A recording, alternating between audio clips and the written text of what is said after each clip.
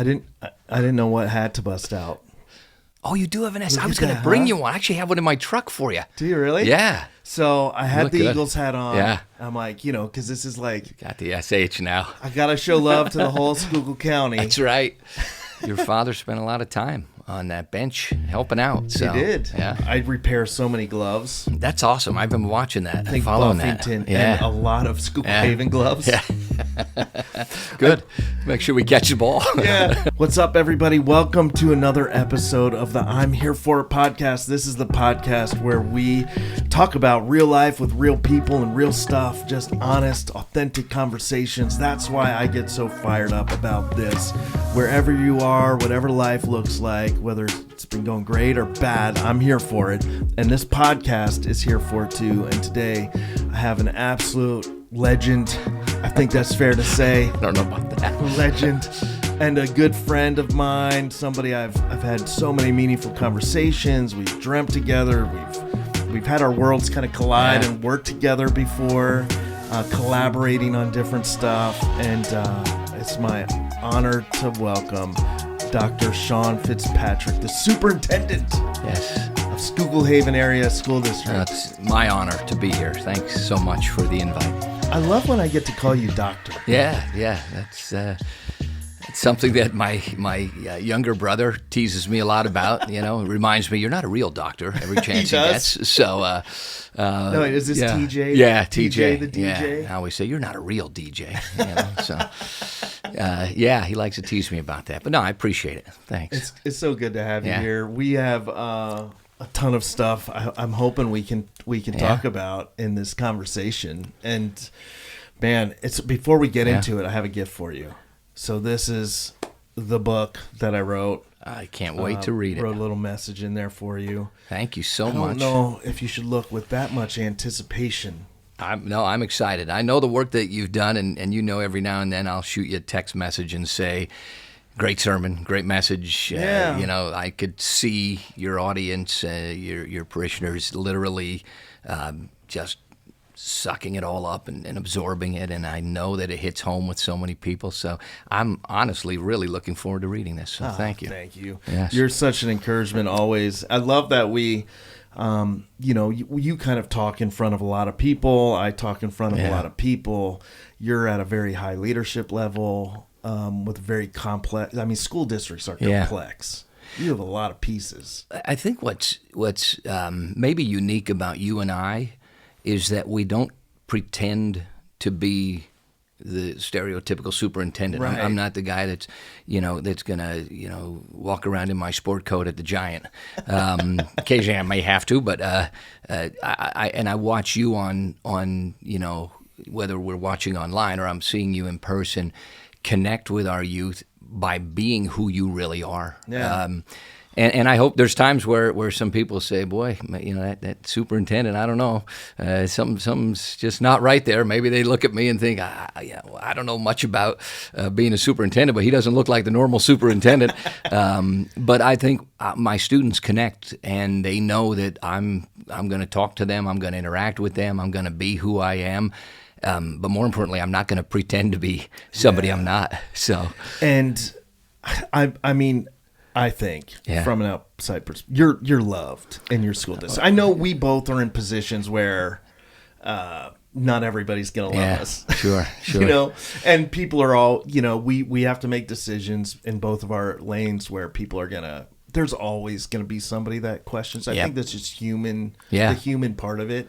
But I think that's why people love you. That's one of the things that I love about you so much is you're Shawn. Yeah. You're just a down-to-earth guy doing what's best, trying to do what's best for your people and your kids and the students and your community. Yeah. Well, I was just talking to an employee this morning, and he said to me, well, I don't have an important position like you do, and I'm going to stop you right there because the work that you do for our district is just as important as what I do, and we strive to make sure everybody feels that way, like you're part of a major team. We call it the Haven family for a reason, because every employee is important, just as important, if not more important than I am. Yeah. So, and I hope they feel that. I hope they're comfortable always talking to me and being able to interact like we are now. You've developed such an incredible culture and it does seem like family. Like, and to us, it seems almost like extended family. And I'll be blunt about that. It wasn't by accident. That was something that I'm very intentional about. You can quantify culture. Yeah. I want my staff to be comfortable talking to their principals, to their direct supervisors. I want my students to wake up in the morning and say, you know what, this place isn't that bad. I guess I will go. Or when we lead our staff in a day of professional development, I hope they can walk out and say, well, that wasn't the worst day ever. We want them to value the time that they give each and every day, whether you're a student that's giving of your time to learn, or you're a teacher or a paraprofessional or a custodian. We want them to take pride in working for us. And so much so, when we interview for an administrator, the final interview is in a restaurant. Yeah. And I shouldn't tell these secrets now. Every administrator that ever interviews with me again will know it. But I will say to the waitress or the waiter, the server, bring something wrong. Bring the wrong food. You know, if this guy orders bacon, bring him sausage. If this guy orders sausage, bring him bacon. We were interviewing our high school principal, and I just didn't know. I just wasn't sure. I need to know that this guy's going to treat everybody in his high school with the same level of respect. And I said to the server, we were at the Cracker Barrel in Frackville, big spender that I am. So I said, it's district. That's right. It's my funds at that point. I don't use the district funds. Right. So I said, bring this guy. If he orders bacon, bring him sausage. If he orders sausage, bring him bacon. If he doesn't order meat, I don't know what we're going to do. I said so. But she brought him the sausage instead of bacon. He clearly ordered bacon. And she was uncomfortable doing it. I said, don't worry about it. I'm going to pay for both of them. And I wanted to see, what did he say about that server when she walked away? Yeah. Was he going to be like, did you see that? Can you believe I didn't order sausage. I wanted to see. He didn't say that at all. He didn't say a word. In fact, I looked over, he started cutting up the sausage, and he started eating the sausage. And I had my assistant principal, Mr. Sickett, who everybody loves Mr. Sickett. Yeah. I had our school board president, Mr. Jacoby, who's just a wonderful human being. Guys. I had them along, and they're watching. They know they're kind of part of my little experiment here. And I just said, let's just make sure he doesn't disrespect the server. And she came back a few minutes later with the bacon, and he said, no, you can keep it. He said, this sausage is delicious. I'm so glad I tried it. It was, I was always afraid to try the sausage, and now I tried it, and I love it. And I never would have done it if you wouldn't have made that mistake. So he built her up based on a mistake that she made. And I looked at our people and said, this is our guy. That's the kind of people, that's the kind of staff members. You're not hiring a principal, you're hiring a person. And you're not hiring a teacher, you're hiring a person. And I just want to be very clear when we make these decisions to hire someone that we're hiring the right person. We've invested heavily in training on culture, but you've got to look at each day as an opportunity to get better, and that's what we're striving for not just our new hires and our teachers and our principals, but for our students, that they come there and they feel like they're getting better. So, yeah. Culture is something that takes curating, takes attention, takes protection. You got to defend it at times. Yeah, too. And it takes time. Takes time. You have to earn it. You're not hiring a position. You're hiring people. You're not managing employees. You're managing people. Whatever line of work you are, whatever position you're in, even in your homes, to just stop a second and realize this is a person sitting across from me. This is a person I'm working with. They have fears. They have dreams. They're trying to figure it out too. Their life's just as much a mess as anybody else's. And if we can stop and just connect with the person, even through a means like a video, that's where I think the real power and connection is. Because we live in a world that's less and less connected. It's got the illusion of connection. Yep. And I love that you've done things, not just to build up the school district. You've done amazing things in the school district, but you've also done stuff to eliminate some of those barriers. You're accessible. You have a podcast that you run with students. Yeah. Is right? Yeah, absolutely. I think I pride myself on being approachable. Yeah. Sometimes that drives my wife a little crazy because it's a Friday night. It's 10 o'clock at night, and Your phone's and somebody has a crisis, or we have a program called Safe to Say Something, where if any student feels that another student is in any danger whatsoever, and they're always in danger on a Friday or Saturday night, it seems. Why can't they be in in crisis on a Monday morning when we're all there? But we will drop everything, no matter what we're doing as a couple or as a family, if we feel that a kid's in danger or is in need. But I also know that parents are comfortable reaching out to me. Yeah. Not that I condone this, but one night not too long ago, a dad showed up at my door. Well, that's not the best. That's not really a my wife was like, somebody's on the porch. But his son was being picked on, and he was scared to go to school the next day. He was a high school kid. And you know what? We got it worked out. I said, I'm going to call the principal and the assistant principal right now. We're going to protect you. That's our job. And the dad said, someone said to me that you're real approachable. I said, next time just message me, or you can call, or I'm whatever. I'm glad you took care of him. But no, also, probably if you're listening, don't show up to somebody. Don't show up to my door. Don't show up to Sean's door. Yes. But no, we do pride ourselves on making sure that we make time when someone wants to meet with us. It's our pleasure to welcome them in, whether you're a principal or a director of special education or a director of learning. We've got people that will sit with you and listen and hear you out. It doesn't mean we're going to always agree with you or change our stance on something, but you're always going to be given an opportunity to meet with us. And that's part of the culture you built. Yeah, that's probably one of the most important things. You need to listen. We survey our staff every year. And the survey is only as good as the responses you get. Right. Yep. So, and it's only as good as your reaction to the survey and then your historical reaction to those surveys. I do an initiative each year. I call it Coffee Chat, where I go and I set up in each of the buildings that we have, and I set up with a pot of coffee, some cookies, or what have you, and I'm just there. And if you want to come in and give me your ideas, I write them down. I always tell people, don't make it a gripe session, but make it an idea session. Yeah. Share your ideas. And then each year I try to use that to build my goals for the following year. Now this year we're going to do a little differently.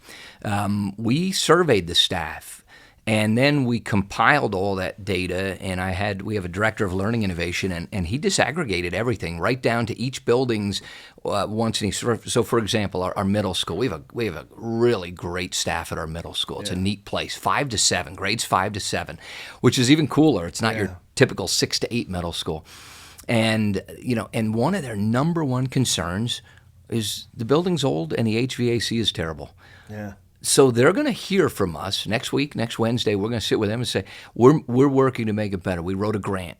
We're going to drop about $500,000, and we're going to start at the top of the building and work our way down. We're going to do the third floor this summer. So everybody that's on that hot third floor is going to get some great news. They're going to get some new HVAC. And while that may not seem like a lot, the rest of that building knows that they're next and that they're being heard, and that we're not just saying, suck it up, you got this, We don't care. Right. So that to your point, I think it's our people need to know that we are listening. When we interview for a secretary, for example, I know you're supposed to say administrative assistant, but when we're interviewing for any of those types of positions, the current administrative assistant will be present in the interview. Yeah. When we interview for a science teacher, there will be at least one, if not two, science teachers that will sit in on that interview. They're a lot smarter than I am when it comes to their specialties. So, I've had the opportunity to meet with, be involved. I mean, I have kids in school districts. I kind of am involved a little bit in your realm. Yeah. I spoke at an event that our county has to introduce new board members. Yeah. And that was a great opportunity. I know you were involved in working that out. Yeah. And, it was an honor to speak to all the incoming board members. And one of the things you hear just anywhere is how contentious that part of education can be. School boards and communities, school boards and teachers unions, school boards. It's complex. It's messy. I'm not asking you to get into it. But what's interesting to me is it is clear from the outside that you and your school board really care. Yeah. And you don't always make decisions, none of us do, that probably everybody would agree on and cheer you on. But you guys seem to me to be making decisions consistently with the best interest of the students in mind, with the best interest of your teachers, and with the best interest of your community. Now that doesn't always, that's never just like a clean, easy thing. Right. How did you get the board? Has it always been like that? Is that a thing you worked on? We worked really hard on it. So first of all, good school board members that make the decisions that are best for the students of their community, good school board members that make those decisions are brave. They're brave people. You're sitting in. First of all, they don't get paid a dime. They're complete volunteers. Worst job ever. Yeah, you're sitting in the worst job ever with no compensation. Getting criticized. Yeah, occasionally we bring them some leftover meatloaf from lunch that was if it was going to go bad if we put it back in the freezer. They have the hardest job, and I've done everything in my power. And I've said this pretty consistently, even through COVID. Let me take the blame. Yeah. Point the finger at me. Why are we doing this? Blame me. I get paid, and I have big shoulders, and I can handle it. But my school board in Schuylkill Haven, they're brave people, and they will say, we're doing this because this is what's right for our kids and our community. We're one of the first schools in the state to build, a sports performance center. Yeah. And that's a bold initiative for a little school district, right? To invest in something that's kind of out of the ordinary. I've probably had 50 school districts come visit me. James Franklin talking about it, one time, so much so that Chad Henne overheard James Franklin or a coaching clinic they were in, and Chad Henne came to say, I got to see this place. This is great. And we've got a board that said, this is just awesome. Like, we're going to not only do this for our kids, but we're going to do this for our community. So we open our doors every day, 3 p.m. You're a taxpayer, you come in for free. I love that. Whether it's pouring down rain or snow or whatever's going on outside, you come over, you pay taxes, you deserve the opportunity to use that facility, and they can come in, they can walk on the track. We have so many people that take advantage of that. We have exercise classes in there. We're so focused on mental health that we forget about the value of physical health and how critical that physical health piece is. So that's the message that we're trying to send, not just to our students and our staff, but to the community. Come in here and walk. Come in here and run. Come in here and take an exercise class. We have a golf simulator. Really? Rent that thing out. That's cool. And our board had the bravery to say this is worth the investment. And it's kind of cool when, Superintendent of Parkland called me last week, and Mark Madsen, who's become a friend to me, he said, listen, I brought my son. His son's a great quarterback for Nazareth. And he said, I brought my son up to your sports performance center to train. Dude, I'm blown away. He said, how do we make something like this happen? How did you do this? And and again, I go back to the board members. You've got to have the vision, but then the board has to be able to support it. And whatever I come up with, and I've come up with some concoctions, some ideas over the years, I'm 5 votes away from it being shut down. Yeah. So having that relationship with the board to say, you're going to have to trust me on this one, and I'm not going to let you down. This board has built that trust with me. We've rearranged all our board meetings. We used to sit divided. It used to be somewhat of a sterile environment when you go to a board meeting and just kind of and then public, questions would be asked that could have easily been answered with a phone call, and we kind of got away from all that and started sitting board members closer to the administration so they could build the relationship, so they could talk to them. We created an environment where people feel comfortable talking in public and welcoming the public comment and knowing that if they engage with us, we're going to get back to them, that we may not be able to answer it that night, but they deserve an answer. And our board knows that if they hear something from the community that they didn't hear from me first, I'm not doing my job. So I do my best to keep them in the loop, but they're brave people, and they have to make difficult decisions. Here's something people probably don't all know about you. You race, what are they called? And dirt modified. Dirt modified. Yeah. These babies go, how fast have you got one? Oh, on the big tracks, I think down like Hagerstown, Maryland, we've probably gone 120 miles an hour on dirt. On dirt. And you don't even, and all I know is I can't catch the guys in front of me, so I'm not going fast enough. So are you still behind the wheel? I know sometimes you guys have like a crew and the whole deal. Yeah, we have 4 cars in all. My youngest brother TJ races a Roadrunner car. My older brother drives one of the dirt modified cars. My son Kevin and I kind of split time with one of the cars, and then Ryan Watt, who's a guy from Boyertown, drives one of our cars too. And that's my, that's kind of like my therapy. And I don't mean to minimize the value of therapy, because there's times where I can just go and put a helmet on my head, leave my cell phone in the trailer, and go out for 20 minutes and drive in a circle, literally. And I'm not a professional, so there's very rare opportunities that I win.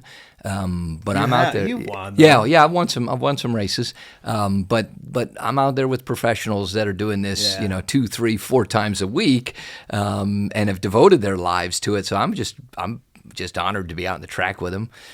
But there's also some intrigue to it for me. Like, I love the engineering aspects. We have a really bright guy, Ryan and his son Logan are just super bright guys when it comes to shock engineering. And we have a shock dyno that we build these shocks and springs setups, and we try all this crazy setup stuff. And I love that. That's the engineering piece, and that's what kind of, some people collect stamps or watch birds, and rip it around the dirt apart. And it's been part of my life for a long time. So what's the craziest dirt track story? Anything you ever have anything sketchy or weird happen out there? So one week, I wasn't driving much that season, and our driver was away. He was racing in Delaware. Ryan was down in Delaware.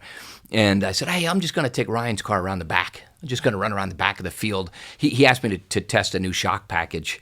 I tested them all right. So I was ripping around the back and just trying to stay out of harm's way. And I was getting into it again. I'm like, I'm going to start passing a couple cars out here, So I got into the mix and started racing, passing some cars out. And there was a crash in front of me. And the guy that was immediately in front of me, I went to go around the crash, and he went to the right, didn't realize I was coming up, hot and heavy behind him.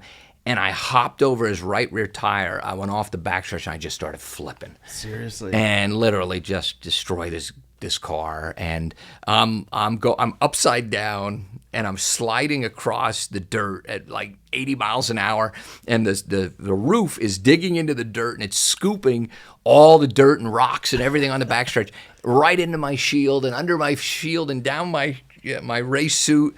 And I'm like, what in God's name just happened here?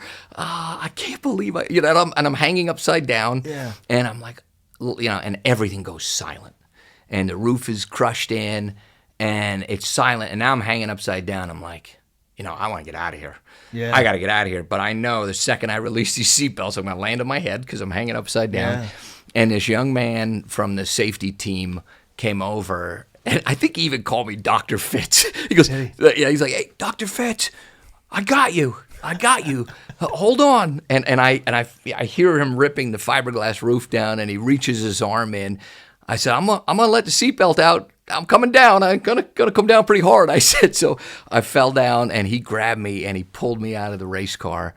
And I remember just sitting on the ground for a minute thinking, what just happened? Are you kidding me?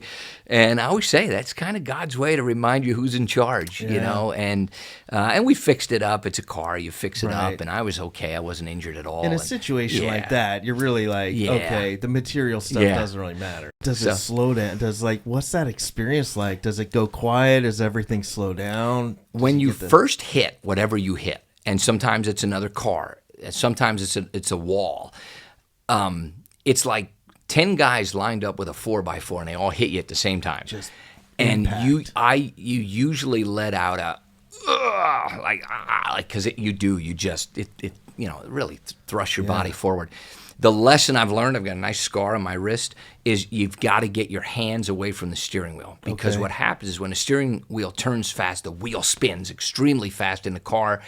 And my thumb was in it one time, and it broke my wrist. I mean, it broke it immediately.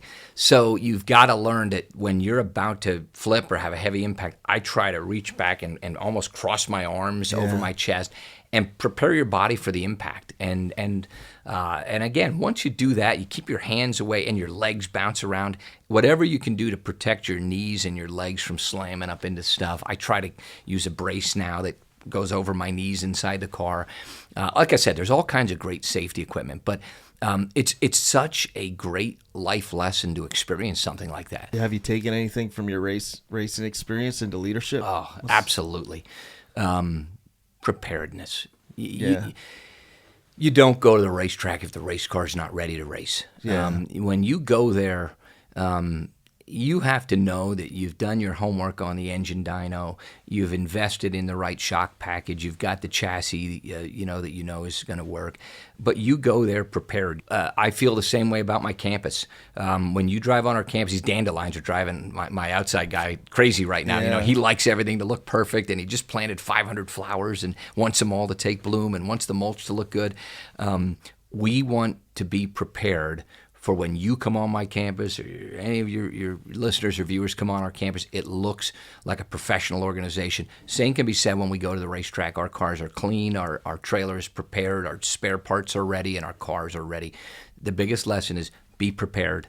Put your clothes out the night before, right? Yeah. Set the alarm and have the glass of water ready to drink as soon as you wake up. Do those little tiny things. Make those part of your daily habits, and you'll become a better racer, but you'll also become a better leader. So. Probably better at life, too. Absolutely.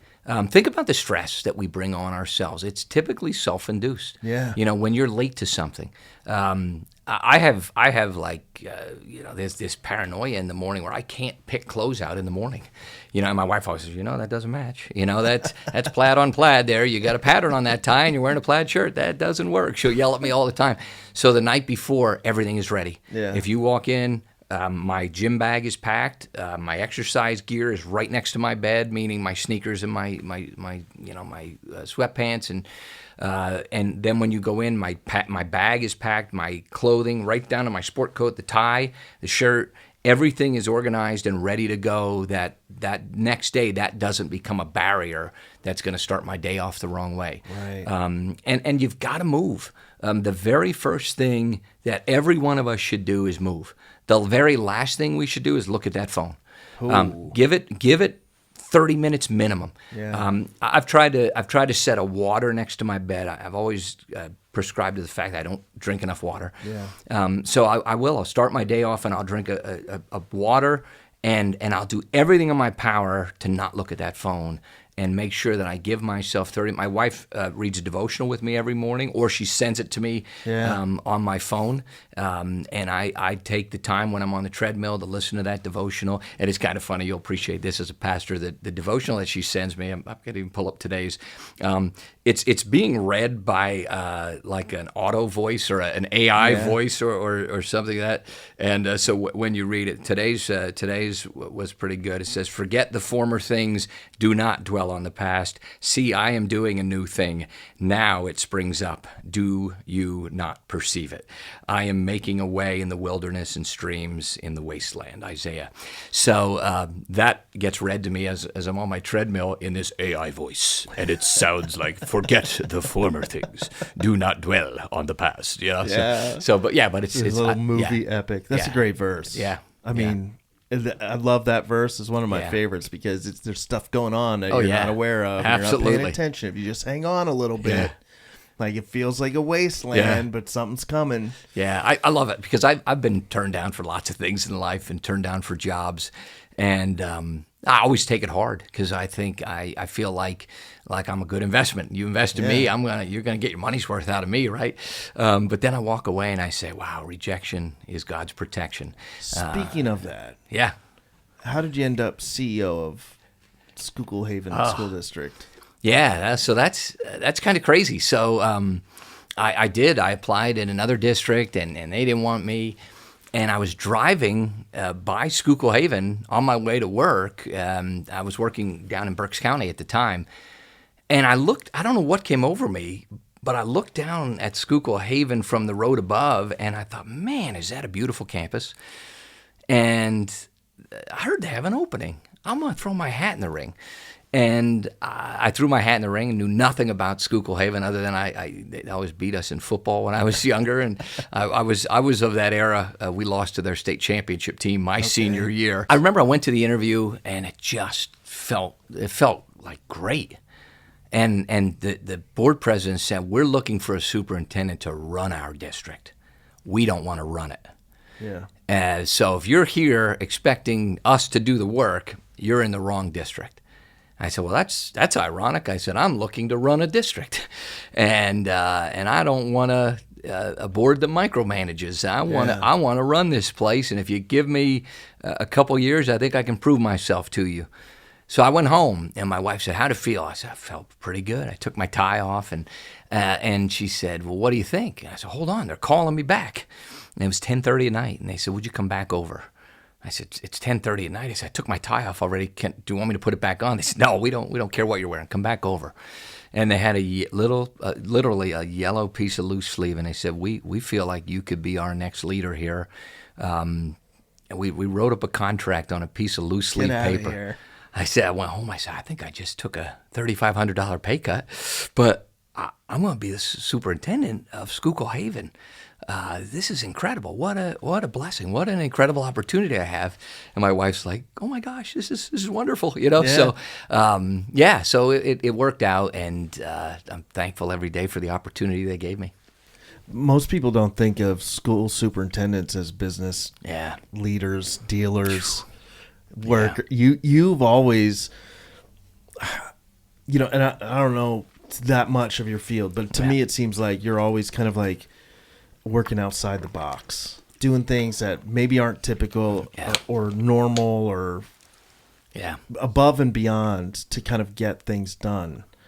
What gave you the drive or that idea? Like, hey, was it just I need to get some stuff done and we got to be creative about it? Or I really set out to make sure that I gave our students the opportunity to have everything they wanted and needed to learn.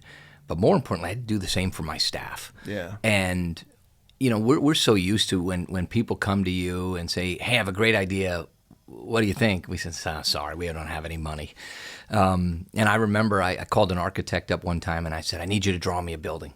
And I don't have any money to pay for it, so I need you to do it for free. And of course he agreed. And I went to Joe Matera over at the Brick House. I said, Joe, I need you to give me a free meal for my board members. Why? I said, because they don't get paid anything. I need you just to donate a really good meal. I'm going to show them an idea that I have.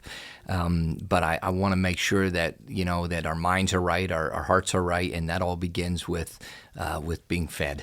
So I need you to feed them well. So we did. And I pitched the ideas that you see on our campus now. We have a state-of-the-art greenhouse. Today, I listened to my life skills teacher from my middle school talking about we've got a busy day today. All the kids have to, we're going to get all these flowers replanted and move all the ones that grew. And we're going to take all these up to the cafeteria, and we're going to, the carrots in today's lunch are going to be coming from our greenhouse. That stuff is just so awesome. It makes me so proud. Again, I remember talking with Bert Evans, who I love. He's a guy I look up to, a great businessman in our community. And we had just upset the field and won the Schuylkill League championship in golf. And I said, and Bert had a grandson on the team. I said, boy, Bert, wouldn't it be nice if we had an indoor golf simulator? And Bert said, get me a price, and here's a couple thousand extra. Get the kids a putting green too, he said. I just love that energy. You network, you work, you're creative, you have a conversation. You put in a lot of extra work, writing grants. Sure. So it's not like, hey, no, we can't because we don't have it. It's, hey, let's see. Yeah. Let's see if we can get something done. Yeah. And you keep finding out over and over again with a little effort, with people buying in from the community, which doesn't happen if you don't have a good culture. Right. You keep getting yeses. Yeah, and so do you, and that's why I think we connect. What I'm seeing with the growth of your church, it's easy to say no. It's so easy to say no. We don't have the money. Yeah. No, we don't have the money. Versus, I just had one of my teachers who's just an amazing teacher, but also wants to grow our swim program. And she's like, "Hey, we want to grow the swim program. We love new starting blocks. What can we do?" I said, "All right, here's an idea. How about we sell a package that sponsors could get a sponsorship sign within our swim and our natatorium, but then they also get company time at the pool, and we'll have a lifeguard there if they want to do a splash party for their staff and do something there." So it's fun to do that kind of stuff. And then all of a sudden, that teacher that said, "Well, I'm not going to try doing that project because it's I'll have to buy materials," they find a way. Yeah. And they are writing grants, and next thing you know, there's drones flying around your hallways, and next thing you know, you have a student with special needs carrying a giant tray of celery that's going to be used in tomorrow's soup. That's that they awesome. grew on their own campus. And you have an NFL Super Bowl champion quarterback walk out of your sports performance center and say, "I'm going to train more kids here, and I'll come up and help your team if I can." Wow. And so that's it all. It's momentum, and I love looking at people that shouldn't be successful. I'm just this kid from Branchdale that rode his little Rupp Roadster 2 mini bike all over town, and my XR80 all over the woods, and broke both my dad's lawnmowers because Tim and I raced them and banged off them each other, around the field in the back. But I love looking at people that shouldn't be successful, and they are. And we focus so much on how smart people are instead of focusing on how are you smart. Yeah. The one that comes to mind lately, and you'll appreciate this as a fan, is Nick Sirianni.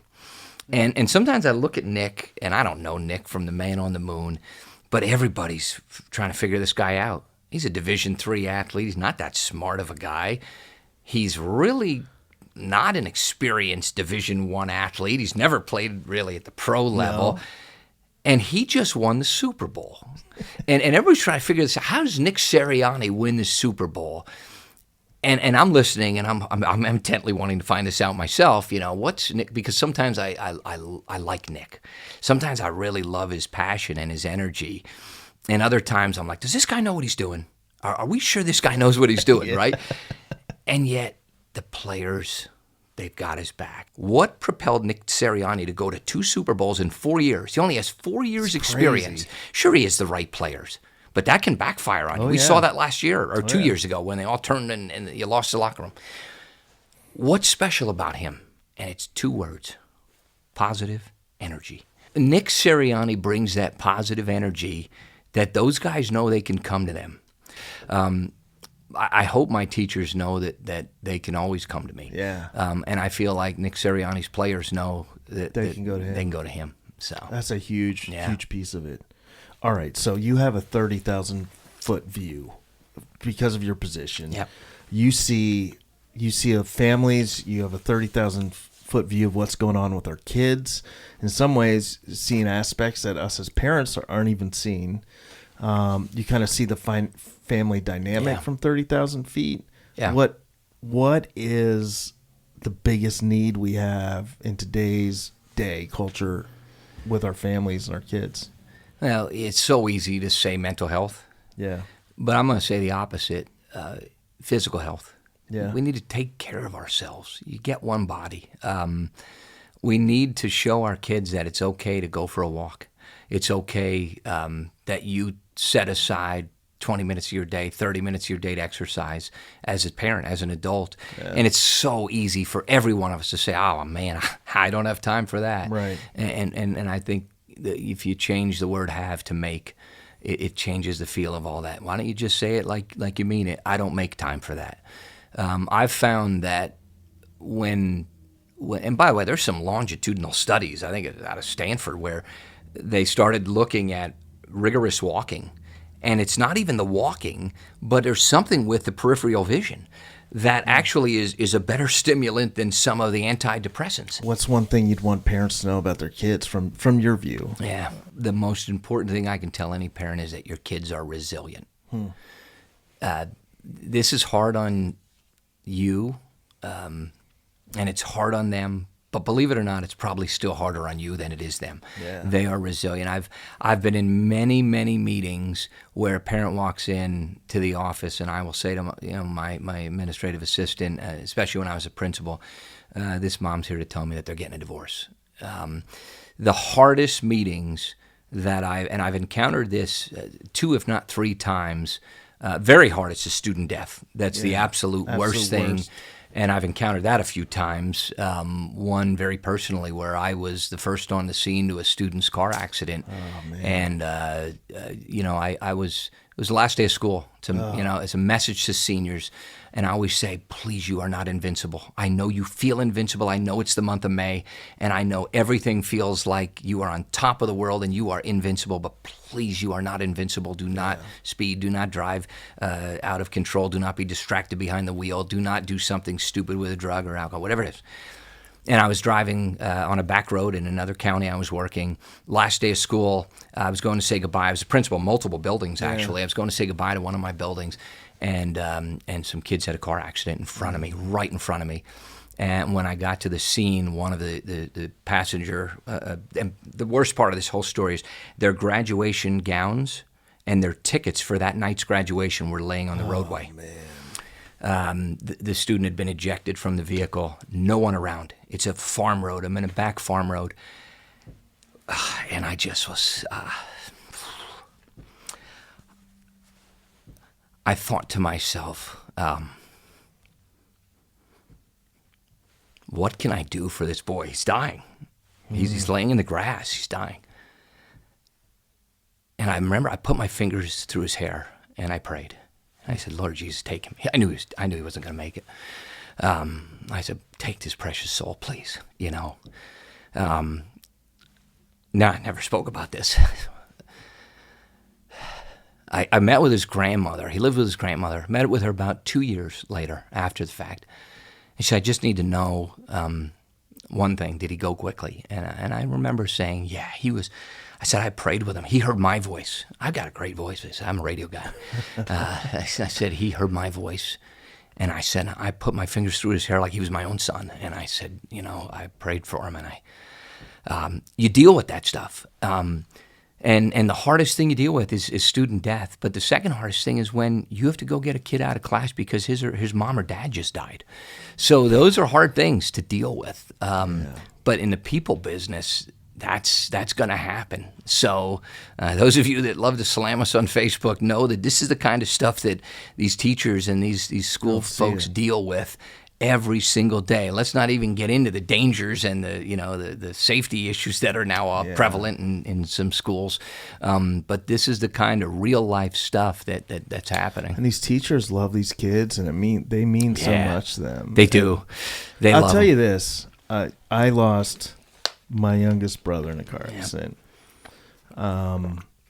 And I remember in the aftermath of that, I forget how she reached out to me. I had a personal conversation with the woman. She was a nurse. And she also wrote me this beautiful letter, and I can't remember her name. I should know her name. Yeah. But so he was ejected from that car. Yep. And he's laying in actually a yard by a house. It was a very violent accident. And so he was away from the car a good bit. Yeah. And he was laying there and he was still alive, but nothing was going to fix this. And I remember her telling me that she was there with him and held on to his head and kept saying, I love you, and prayed for him. And that made a huge difference. Yeah. So just that story, it reminds me like there was a comfort to that, I think, knowing just that this person you love wasn't alone. Yeah. And that somebody was caring for them in their last moments that was a huge relief, answer to prayer, comfort in a horrific time. So, I mean, I tell that story just say, like, I'm sure you know that was important, but I don't know if you could really understand how important. I don't know if I can even express how important that was for you to be there. Well, and I could sense that when that grandmother, we hugged. I held her in my arms and I hugged her, and again, there's something to be said for all of us to be there to comfort each other. Yeah. I love it when we have some kids that misbehave, and I will tell my staff, not once in the history of the planet has someone calmed down when you told them to calm down. So let me just stop that strategy right now. It does not work. What you can do is you can ask some questions and you can state the obvious. I can see you're angry right now. Yeah. I know this isn't a time that you really want to talk to me. I know it probably felt good to rip that cabinet door off the wall. I've had these conversations with students, and my special ed director, I love him to death. He and I were restraining one time. I said restraining. We were going into a situation where we may have been restraining, right. And this kid told me to, get out of here, you jerk, you whatever. And he called me every name in the book, and our director said, I couldn't believe when you looked at him and said, thank you so much for using your words. So it's always I don't want to go in there and say, you need to calm down, Those things, here's parenting tips, things that never work. That's, yeah. Calm down. Yes. Just throw strikes. That's right. Just throw strikes. All I have to do. What do you think I've been doing? Like Will Ferrell standing in his underwear, just burned badly on the upper half of his body, saying, we've come so far. We've come too far. We can't go back, right? So we do. We make those mistakes. We all make those mistakes as parents. Don't make me stop this car. Yeah. I made my two boys walk to church one time. I pulled over. We were probably a half mile from the church. I'm like, that's it. I'm done with the fighting in the backseat. Pulled over, and I made them walk to church, and they were probably like, I don't know, 10, 12 years old or something. We knew it was a safe road. And I remember them walking into the church, and they're sweating. And it was like, my wife's like, I don't know that you should have done that. That might not have been the best parenting. I said, hopefully they learn a lesson. So, yeah. All right. If you could change one thing about our education system, wave a magic wand, money's not an issue, politics aren't an issue, just change one thing. I wish we could get every 4-year-old a 2-3 hour program a day. And then conversely, I'd like to get my seniors out of the building. They don't want to be there. Yeah. Find something that's going to fit for their next stage of life. Right. An internship, time spent in a dual enrollment course, more time on a college campus if it's college for them, more time in the career field that they want to try out. Get my seniors out of the building. We're fighting to do that now. We're working really hard with Penn State, Schuylkill, Kutztown, Alvernia to do more internships, but also with the internship programs at our STC. Our STC is phenomenal. STC is phenomenal. Love it. Love the Career Center. My only gripe with the Career Center is I need it to be bigger. I don't ever want a kid on a waiting list. I want to hear that every kid got in the welding program, every kid got in a plumbing program that needed to get in there. We've got to get kids. AI is not replacing plumbers. No. AI is not replacing these electricians that are going to go in and wire your house. And we've got to do a better job of hiring more teachers, more trainers, and spending money to prepare the kids earlier because they're ready. By 18 years old, you don't want to be sitting in your high school all day, taking a class just to fill a void. Right. So that would be my one shift. Well, it's been awesome having you on here. I got one more question for you. What's a piece of advice you can give our listeners? Don't take rejection personally. Yeah. The hardest thing I do is interview 5 phenomenal teaching candidates, and the one we pick that gets the job isn't always the one you expected to get the job, or when they walked in the door even, you didn't think that was going to be the right one. But yet something clicked that they're the right fit for that grade level or that team or that specific subject matter. Don't take it personally. Use it as fuel. And again, I said it earlier, rejection is God's protection. There's a bigger plan. There's something coming that's even bigger and better than ever. When I was in college, I was rejected for a scholarship that I was trying to earn. Yeah. And I was so confident that I was going to get it. It's kind of funny. I actually was trying to become the Penn State Nittany Lion mascot. And I lost in the last round. And I was like, you got to be kidding me. That guy doesn't even look right in the costume, So, but he did. He beat me. And I intentionally didn't schedule my student teaching because I was going to get a scholarship. I was going to work on my master's degree, stay 2 more years, and really I had it all planned out, right? Yep. And they said to me, well, you have a problem, young man. All the student teaching slots are filled here in State College. You're going to have to relocate. And I said, well, what are my options? They said, well, you're going to have to move. Have you ever heard of a place called Pine Grove? I said, yeah, I kind of did. And there's one other near that Pine Grove. I think it's called Pottsville. Have you heard of Pottsville? I said, yeah. Heard of Pottsville in Pine Grove. So those are my choices, huh? And they're like, no, you don't get a choice. We'll tell you which one you're going to, right? So they called me the next day and they said, we found you a placement in Pottsville. Pack your bags. You have to move to Pottsville. Back. And I had never moved back home. I left home when I was 18. I never lived there again.